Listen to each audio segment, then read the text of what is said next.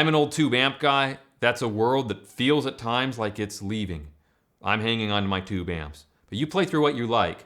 This video is really about whatever you're using. I want to give you an idea to improve your touch and your sound ultimately coming off of the guitar. So especially if you're using something like a modeler or a profiler, I want you to treat it for a moment as though it were a live amplifier with a lot of liability. It could get you fired if you play too loud. It could get your landlord to come knocking on your door. Touch, it's really the most important part of tone. I have no pedals whatsoever in this setup. This is the guitar straight into a 61 brown panel Fender upstairs because it's blisteringly loud. I was reading an old interview with Mike Bloomfield a long time ago, and it kind of changed my life many years ago. You should be able to have your guitar and your amp pretty much on 10 and be able to play at a whisper, and that's what Michael said. Affectionately known as Bloomers to people who loved Michael. And I started practicing that late at night a long time ago through really loud amplifiers. And I want you to try this when you are comfortable that you can get away with it. It's like a litmus test. When you can get away with it, knowing that it won't wreck your life.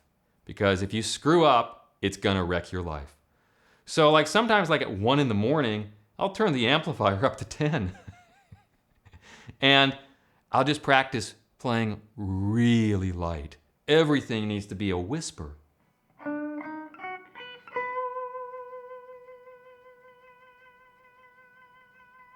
Guitar is on 10. The amp is basically on 10.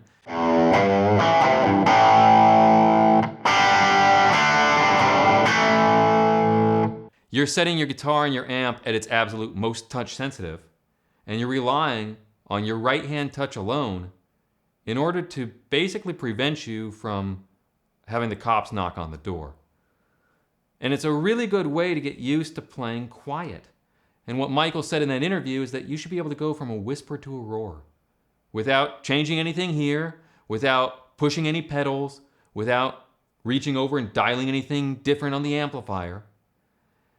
And over time, the more you do that, the more it develops your right-hand touch as far as dynamics and being able to go from a whisper to a roar, even in the same phrase.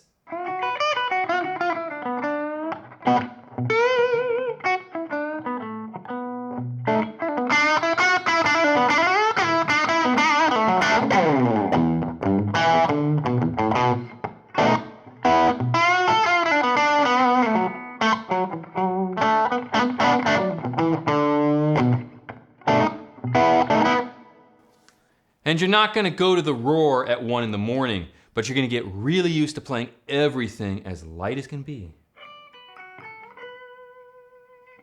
I found when doing that I was generating feedback at incredibly low volumes, almost infinite sustain,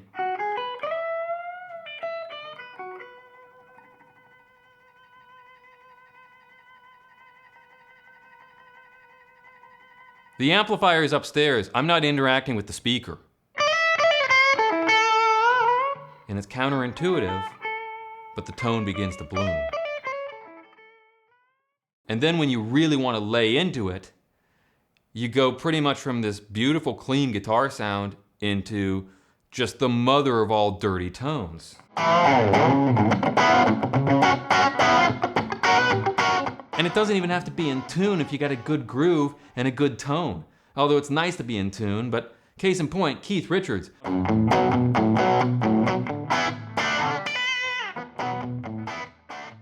I also heard a story about Jeff Beck one time where his Strats were really out of tune, but his hands were so good that he just played everything in tune. I haven't changed anything on the guitar or the amp. It's all the hands. There's your overdrive pedal. There's your gain. There's your touch sensitivity. So you can really make strides when you put it all on the line. And you got nowhere else to hide. Before you're ready to do this at 1 in the morning, I might suggest you practice it at 1 in the afternoon. The amplifier is there to give the volume. Your right hand is where the tone is. You might find, as I did, that if you're picking too hard in the right hand, you're also holding down too hard in the left hand. It's impossible to bring that through a video for you to really see what that feels like, but you'll notice when you start to do this, if you're heavy here, you're probably heavy here too. So lighten everything up to the point that you'll hear pick noise. You might hear other things you don't like. When I was practicing it and working with it bit by bit, frequently I would hear left hand noises I didn't like. Maybe a finger slides off of a string. You're gonna figure out very quickly you need good, effective right hand dampening of the strings. So any string that you're not playing, the palm, the side of my hand when I'm picking, is against those strings so that they're not ringing out. If you leave the hand free, you get too many overtones.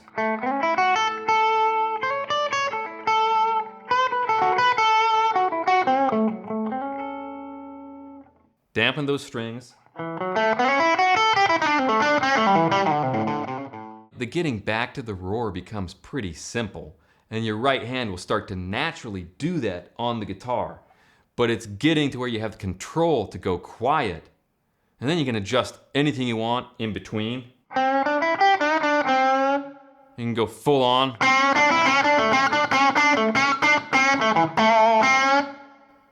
Or you can go back to whispering. So start to mess around with that and experiment with it, and let me know what you find challenging about it when you start doing that. There will be challenges, but the more that you work through them, the better your touch begins to improve exponentially. And so much of your sound is in that. The great players pretty much pick up anything and sound like the great players. I like gear. I like a lot of gear, but pretty much the gear is peripheral. If you got a really good touch, you're gonna make a lot of things sound really good. So thank you for watching. I hope this has been helpful and useful.